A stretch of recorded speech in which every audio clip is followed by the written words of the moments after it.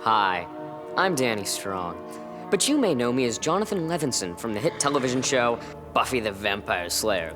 I portray one of those slayers. What you probably didn't know is that besides being a famous TV star, I'm also a Dictionarium Demonicus Encyclopedia Conquiso, or in layman's terms, a licensed demonologist. That won't keep me awake all night.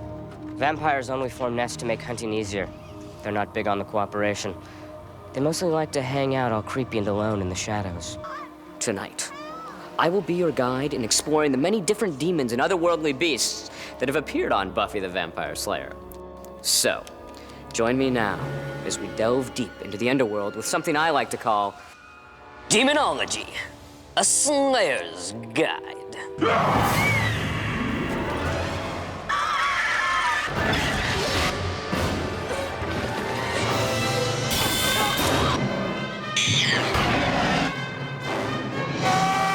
If the demon has a real part to play, we're very, very specific about exactly what that demon should be like. Not an easy job, by the way. There's only so many things monsters can look like. Demons come in many different shapes and sizes. We as demonologists have taken great strains to sort these various demons into different categories. So if you thought a demon was a demon was a demon, well then, you'd be dead wrong. Which brings us to our first category. Dead things that aren't really dead until Buffy makes them dead demons. I live, you die.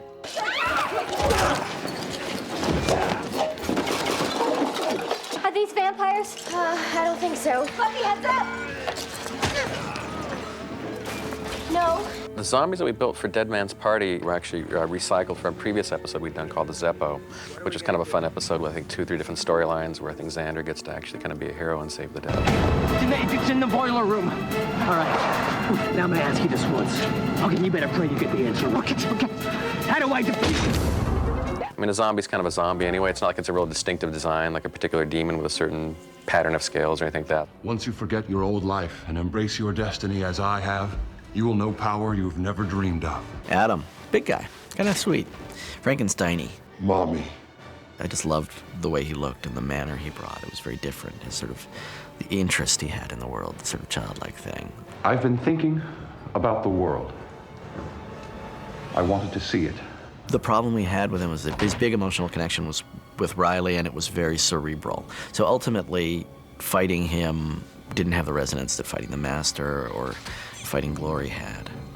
Our next category involves those evildoers that are not only unattractive on the inside, but equally unappealing on the outside. Those in the know call them, oh God, does someone know a good dermatologist? Demons. I will not miss again, Slayer.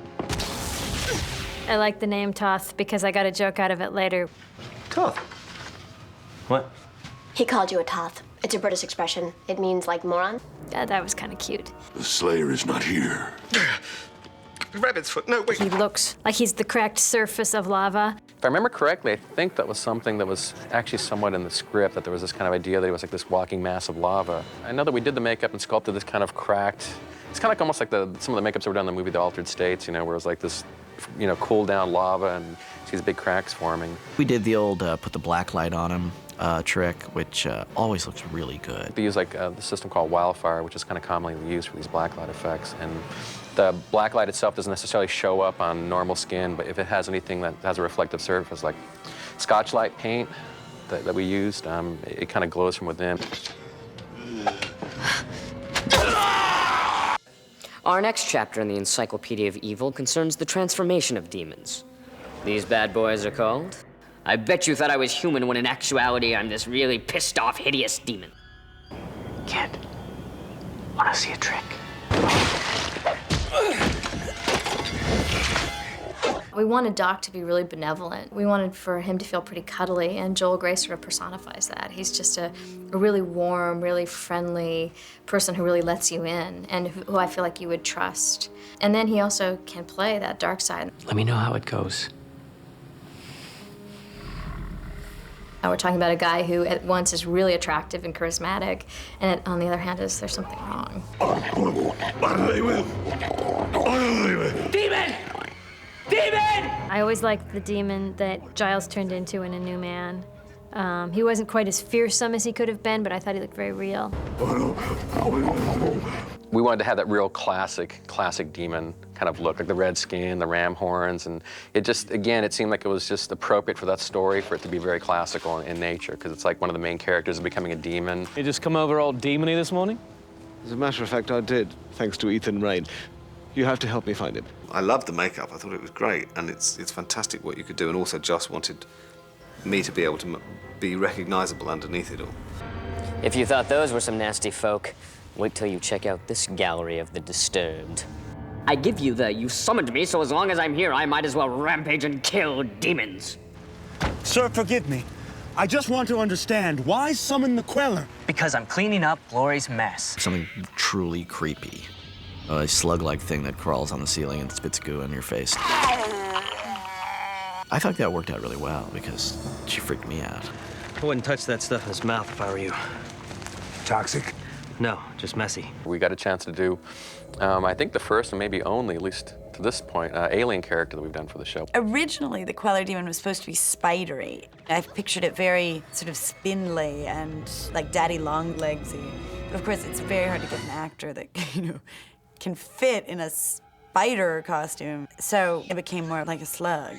Stop staring at me. I don't like it. The #1 challenge of that was to get somebody in this suit that was that small that we would be able to get on the ceiling. People would have to be standing in a room and a thing crawl over their heads. So we built actually upside down sets, and we had her crawl across the floor, and then we would reverse the whole frame and put it on top of the other set, on the other top of the other frame. And it would look like she was crawling over their heads. Ultimately, it became one of our creepier bugs because it didn't have very many human qualities at all. You do well to flee, townspeople. I will pillage your lands and dwellings. Ooh, ale. I smell delicious ale. The troll episode is awesome because it's like, look what we can do. One week we've got a guy, basically shooting up with vampires, and the next week we've got a giant troll.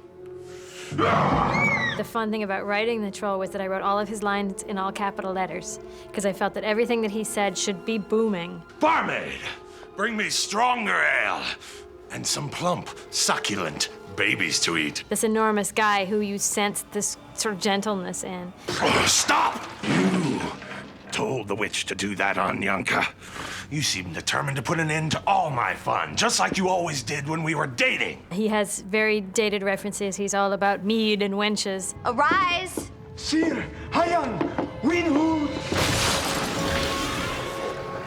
Snake Demon from Shadow, a CGI monster. I mean, when we had the mayor, he was on screen for like 6 seconds, cost us a bundle, and it looked okay. This snake guy, this was the new shop, and they really put it out. We said, give us a snake-like creature, and we got a snake.